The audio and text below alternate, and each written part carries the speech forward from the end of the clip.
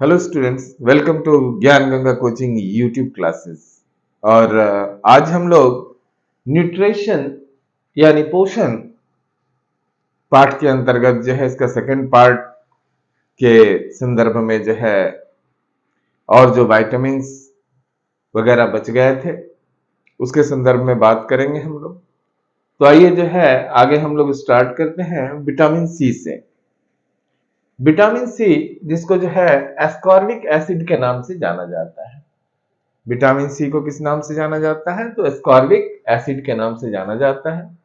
इस vitamin C की जो है खोज अल्बर्ट सेजेंट ग्योर्गी ने जो है की थी। विटामिन सी का खोजकर्ता अल्बर्ट सेजेंट ग्योर्गी। विटामिन सी जो है का मुख्य काम शरीर को जो है कार्बोहाइड्रेट, फैट और प्रोटीन, शरीर में जो भी हम लोग कंज्यूम करते हैं कार्बोहाइड्रेट को, फैट को और प्रोटीन को, उसको कुशलता से उपयोग करने में जो है सक्षम बनाता है। यानी कार्बोहाइड्रेट, फैट और प्रोटीन का शरीर में संश्लेषण के लिए जो है विटामिन सी आवश्यक होता है। इसकी कमी से जो है त्वचा एवं दांत तथा मसूड़ों को जो है बहुत ज्यादा नुकसान पहुंचता है। विटामिन सी की कमी से त्वचा, दांत और मसूड़ों को जो है बहुत ज्यादा नुकसान पहुंचता है। विटामिन सी की कमी होने से जो है ना कोलेजन, जो जिससे हम लोग का दांत बना हुआ है, कोलेजन की कमी होने लगती है और मसूड़े से जो है खून निकलने लगता है, मसूड़ों से जो है खून आना चालू हो जाता है, जिसको हम लोग स्कर्वी भी कहते हैं। यह प्रश्न सामान्य रूप से हमेशा पूछा जाता है कि विटामिन सी की कमी से होने वाला प्रमुख रोग कौन सा है? तो विटामिन सी की कमी से होने वाला प्रमुख रोग स्कर्वी है ना। इससे विटामिन सी के कारण जो है यदि इसकी कमी होती है शरीर में, तो हम लोग का जो इम्यूनिटी है, जिसको प्रतिरक्षा तंत्र कहते हैं, वो भी काफी कमजोर हो जाता है। यानी हमारी इम्यूनिटी इससे काफी कमजोर हो जाती है और हम लोग थकान महसूस करने लगते हैं, मांसपेशियों में दर्द रहता है और यदि शरीर में किसी तरह का कोई घाव हो जाए तो उसको भरने में जो है काफी समय लगता है। इसको ऐसा जो है स्थिति ना आए, थकान, मांसपेशियों में दर्द, है ना, ये सब स्थितियां ना आए, इसके लिए हम लोग को क्या खाना चाहिए? तो मौसमी फल होता है, मौसमी, नींबू, संतरा, अंगूर, पुदीना, टमाटर, ये सब का प्रयोग कर सकते हैं। संक्षेप में कहें तो खट्टे फलों का जो है उपयोग करने से आपको विटामिन सी मिलेगी और इसमें सबसे ज्यादा विटामिन आपको मिलता है आंवला का प्रयोग से। आंवला जो है औषधि शास्त्र में अमृत के समान माना गया है। उसका किसी भी रूप में जो है प्रयोग कर सकते हैं, अचार, कच्चा, सुखाकर या किसी भी रूप में, वो विटामिन सी का सबसे अच्छा स्रोत है। दूसरी बात जो ध्यान रखने के संदर्भ में है कि विटामिन सी का जो है हम लोग को नियमित रूप से सेवन करना चाहिए। रोज थोड़ा बहुत कुछ ना कुछ ऐसा खाना चाहिए जिससे विटामिन सी प्राप्त होता रहे, क्योंकि जो है ये विटामिन सी जो है ना हमारे शरीर में स्टोर होकर नहीं रह पाता है। ये जब हम लोग पेशाब करते हैं तो पेशाब से जो है बाहर निकल जाता है। जो लोग शराब वगैरह पीते हैं, शराब का सेवन करने से शरीर में मौजूद विटामिन सी नष्ट हो जाता है ना। तो इस तरह से हम लोग विटामिन सी और उसकी कमी से होने वाले जो है रोग और उस कौन सा खाद्य पदार्थ है जिसको खा करके हम लोग जो है इन रोगों से बच सकते हैं, इसको हम लोगों ने जाना। आगे हम लोग विटामिन डी के बारे में जो है बात करते हैं। विटामिन डी को जो है कैल्सीफेरॉल के नाम से जो है जाना जाता है और इसे हम लोग जो है सनशाइन विटामिन भी कहते हैं, क्योंकि सनशाइन विटामिन का मतलब जो हो गया सूर्य की रोशनी से मिलने वाला विटामिन, जो प्रकृति का जो है प्रदत्त मुफ्त उपहार है। इसके लिए जो है आपको सुबह के समय में नियमित रूप से जो है धूप का सेवन करना चाहिए, जिससे आपको ये विटामिन डी जो है प्राप्त होता रहेगा। विटामिन डी की खोज जो है इल्मर मैकुलन ने की थी 1922 में। ये याद रखेंगे, खोज किसने की थी? तो इल्मर मैकुलन ने 1922 में इसकी खोज की थी।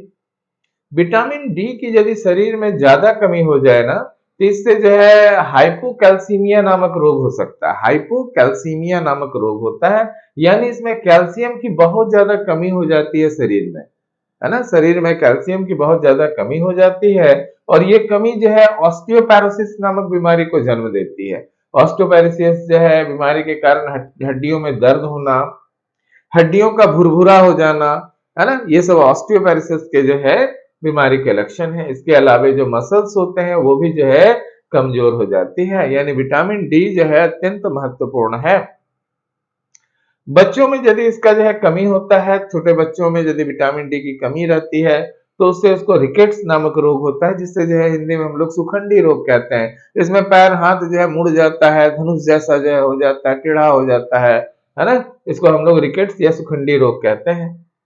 विटामिन डी जो है उसमें कैल्शियम की मात्रा जो है सबसे ज्यादा होती है और सबसे तेजी से ये बनता भी है।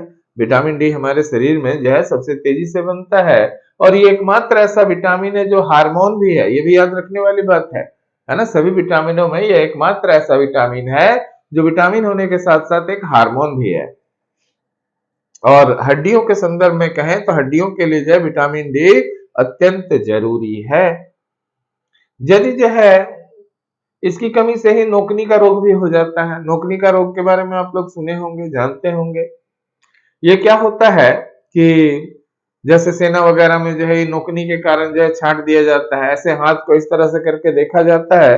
यदि ये एंगल जो है 17 डिग्री से ज्यादा होता है तो उसको सेना में नहीं लिया जाता है। या पैर का घुटना को भी जो है, तो इस सब का इलाज सरल है, लेकिन जो है ये सब जो है विटामिन डी की कमी से ही होने वाला रोग है। इसमें बहुत सामान्य सा इलाज है। दोनों घुटनों के बीच में जो है आप तकिया रख करके और जो है पैर के नीचे वाले भाग को जो है बांध करके जो है कुछ दिन तक 6 महीना तक यदि इस तरह से आप सोते हैं तो डेफिनेटली जो है ये बीमारी जो है या नोकनी का रोग जो है आपका आंशिक रूप से जो है ठीक हो सकता है। मछली में जो है विटामिन डी पाया जाता है। मछली का सेवन कीजिए। विटामिन डी प्राप्त करने के लिए मछली का सेवन करना होगा, नहीं तो फिर बाजार में टैबलेट अवेलेबल है, वो टैबलेट खाना होगा। धूप का यदि सेवन नहीं करते हैं तो आजकल जो है सभी लोगों में ये देखा जाता है कि विटामिन डी की जो है बहुत ज्यादा कमी जो है देखने को मिलती है। कारण जो है उसका क्या है कि आजकल लोग जो है दिन भर एसी में, घर में एसी में, उसको धूप तो लगता ही नहीं है। तो धूप नहीं लगने के कारण विटामिन डी जैसे जो है विटामिनों की बहुत ज्यादा कमी देखने को मिलती है। अब क्या देख रहे हैं कि मछली में जो है विटामिन डी पाया जाता है, लेकिन मछली का जो लीवर वाला भाग होता है ना उसमें विटामिन ए पाया जाता है। याद रखिएगा, ये नहीं कि मछली में डी पाया जाता है तो लीवर में भी डी पाया जाएगा, ऐसा नहीं है। इसमें जो विटामिन ए पाया जाता है। और सिंपल बात है कि विटामिन डी का मुख्य स्रोत जो हमारा सूर्य का प्रकाश ही है। ये सबसे सस्ता, सबसे अच्छा, सबसे कारगर उपाय है।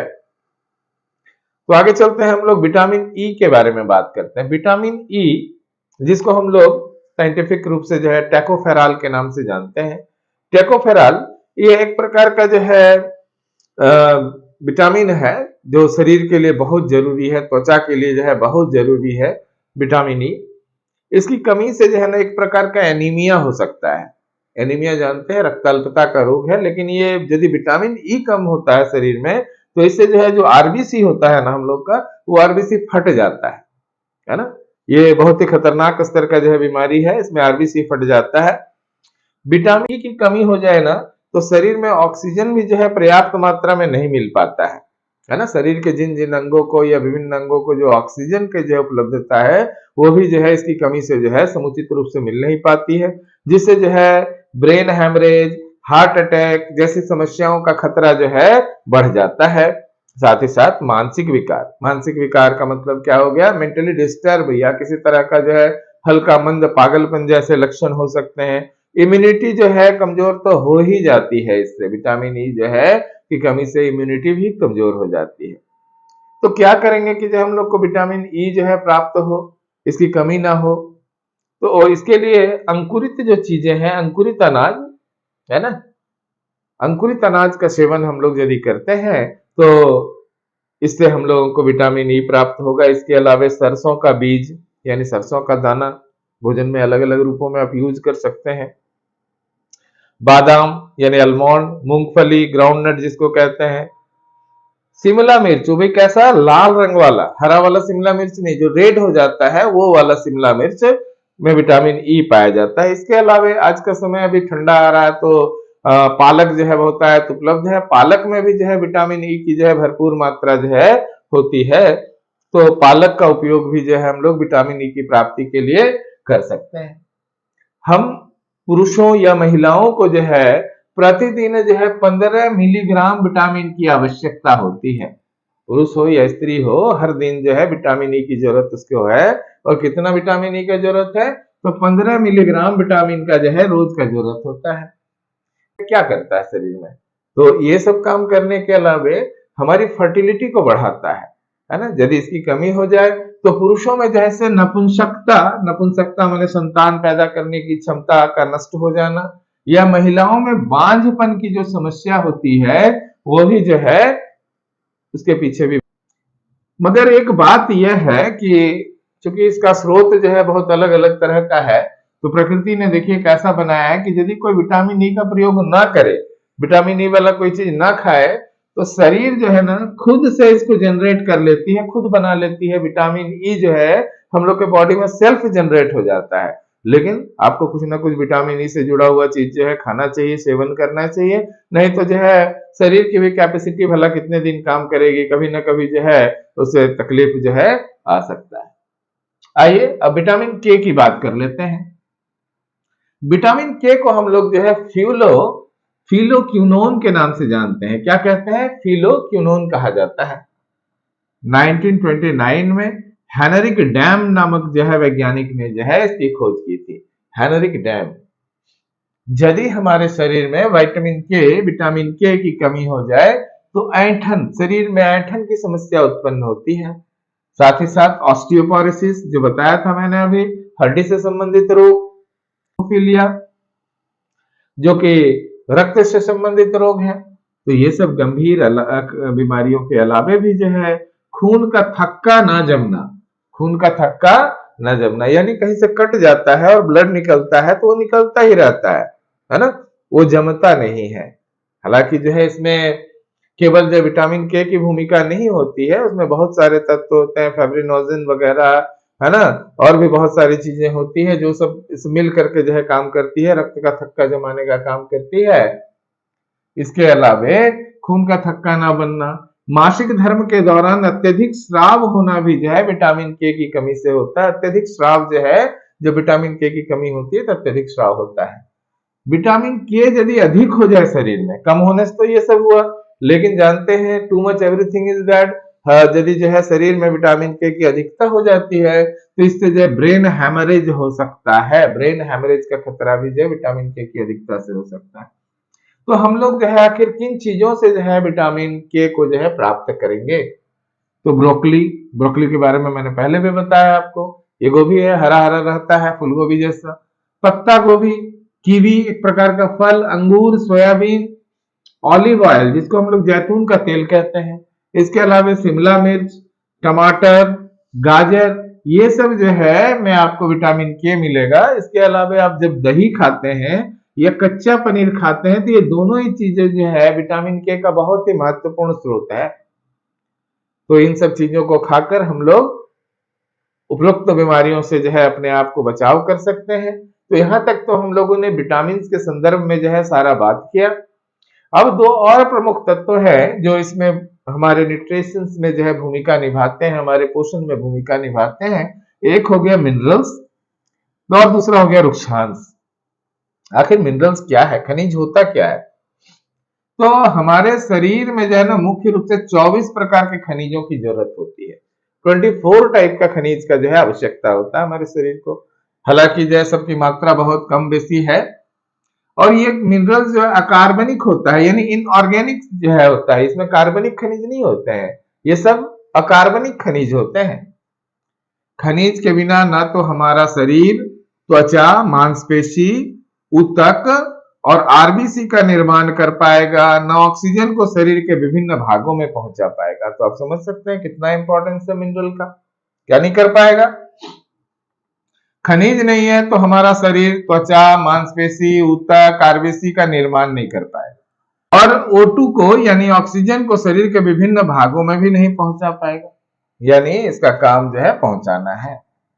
ब्रेन और बॉडी के बीच संदेशों का आदान प्रदान को बैलेंस करने का, संतुलित करने का काम भी जो है खनिज करता है। उस दृष्टिकोण से खनिज यानी मिनरल को हम लोग दो भागों में बांट कर देखते हैं। शरीर में जो मिनरल यूज होता है खाद्य पदार्थों के रूप में, दवाइयों के रूप में या अन्य पदार्थों के रूप में, जब हम लोग मिनरल्स लेते हैं तो उसको एक जो है मैक्रो मिनरल्स और दूसरा जो है माइक्रो मिनरल्स कहते हैं। मैक्रो मिनरल्स कहने का मतलब बृहद खनिज, और जो है माइक्रो का मतलब सूक्ष्म खनिज। यहाँ बृहद और सूक्ष्म का मतलब ये नहीं कि बड़ा बड़ा आकार और छोटा छोटा आकार का, ऐसा नहीं समझ लेना है, बल्कि जो है बृहद का मतलब जिसका बहुत जरूरत होता है, शरीर को बहुत ज्यादा जरूरत होता है, उसको हम लोग मैक्रो में रखते हैं। और जिसको कम जरूरत पड़ता है उसको माइक्रो कहते हैं। थोड़ा बहुत जरूरत पड़ता है, लेकिन वो नहीं रहेगा तो फिर मुसीबत खड़ी हो जाएगी, है ना। छोटा है तो क्या हुआ, छोटा का भी अपना महत्व होता है। तो बृहद में यानी मैक्रो मिनरल्स में हम लोग पहले देखते हैं कैल्शियम। कैल्शियम आप जानते हैं कि हड्डी के लिए, फास्फोरस, फास्फोरस भी जो है हड्डी के लिए जो है बहुत ही ज्यादा जरूरी है। इसके बाद जो है पोटेशियम, जो प्रोटीन का निर्माण में सहायक होता है। सोडियम, जो कि जो है हमारे ब्रेन को संदेश भेजता है, ब्लड क्लॉटिंग के बारे में जो है जानकारी देता है। यानी ये सब जो है काफी महत्वपूर्ण खनिज होते हैं। जबकि सूक्ष्म खनिजों की बात करें तो इसमें आयोडीन जो है, जिसको घेघा नामक रोग उसकी कमी से होता है, घेघा में गला फूल जाता है, ग्वाइटर कहते हैं इसे रोग को। इसके अलावा आयरन, लोहा शरीर में कमी हो जाने से एनीमिया, जो कि रक्त से संबंधित रोग है, एनीमिया रोग होता है।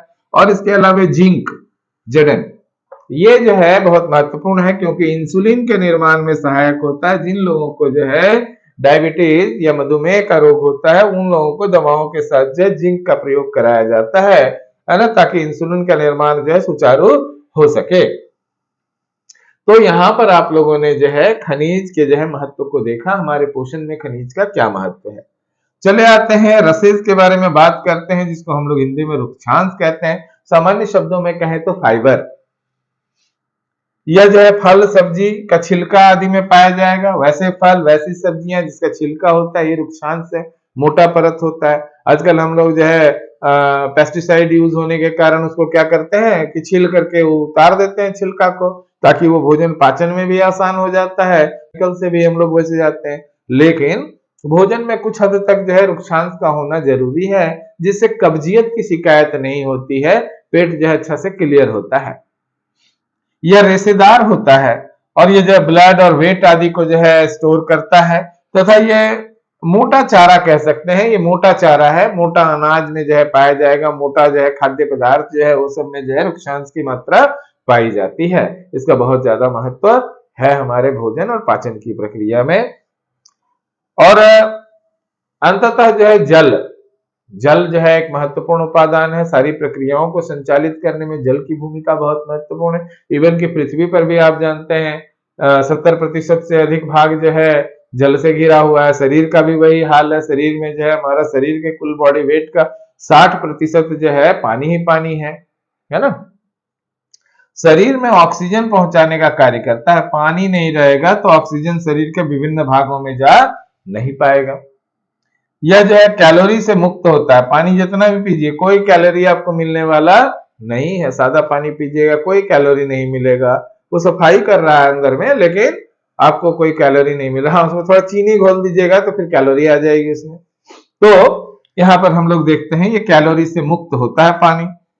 यह जो है चयापचय और जो है श्वास यानी सांस जो लेते हैं हम लोग, पसीना और जो भी अपशिष्ट हम लोग के शरीर से निकलता है, हटाने के बाद जो शरीर का जो तरल पदार्थ है वो खो जाता है।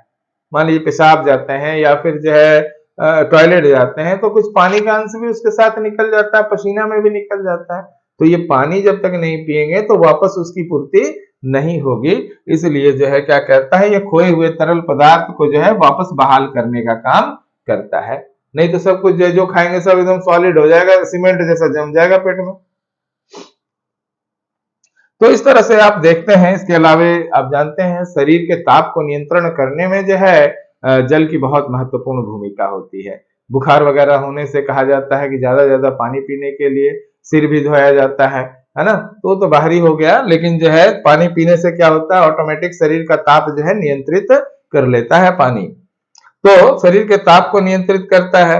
जितना पानी पीजिएगा त्वचा स्वस्थ रहेगा, है ना। जिसका जो है, जो लोग ज्यादा पानी का सेवन करते हैं, त्वचा जो है एकदम स्ट्रेच रहता है। त्वचा में जो है एक चमक सी होती है, ग्लेज जो है त्वचा में आता है। इसलिए पानी का जो है पर्याप्त मात्रा में सेवन करना जरूरी होता है।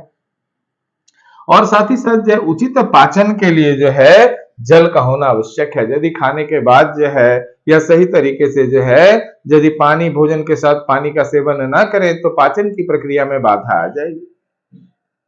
यदि हम लोग शरीर में जल के बारे में जो है बात करें तो जैसा कि मैंने बताया कि शरीर के कुल वजन का 60% लगभग जो है पानी होता है, जिसमें हड्डियों में जो है 22% पानी होता है। हमारे बोन्स के अंदर जो है 22% पानी होता है, जबकि हमारे दांतों में जो है 10% पानी, स्किन पर जो है 20% पानी, ब्रेन जो हम लोग का बना हुआ है ना वो 74.5% जो है पानी से बना हुआ है। और हमारे जो मसल्स बने हुए हैं वो तो 75.6% जो है पानी से बना हुआ है। जबकि खून की बात करें तो खून में 83% जो है पानी होता है। तो इस तरह पानी की भूमिका से जो है हम लोग पोषण में इनकार नहीं कर सकते हैं। शरीर को सुचारू से चलाने के लिए ये सारे विटामिन है ना, ये मिनरल्स, ये पानी, ये रुक्षांश, ये सारे बहुत ही महत्वपूर्ण है। ये केवल जो है अध्ययन का विषय नहीं है बल्कि जीवन में लागू करने का विषय है ना। तो इसके संदर्भ में जो है काफी सोच समझकर जानकारी हासिल करके अपना जीवन को जो है अपने रोगों को जो है भोजन द्वारा जो है हम लोग नियंत्रित कर सकते हैं। यदि ये वीडियो आपको अच्छा लगा हो, सही जानकारी प्राप्त हुई हो तो वीडियो को लाइक, कमेंट और शेयर करेंगे। Thank you.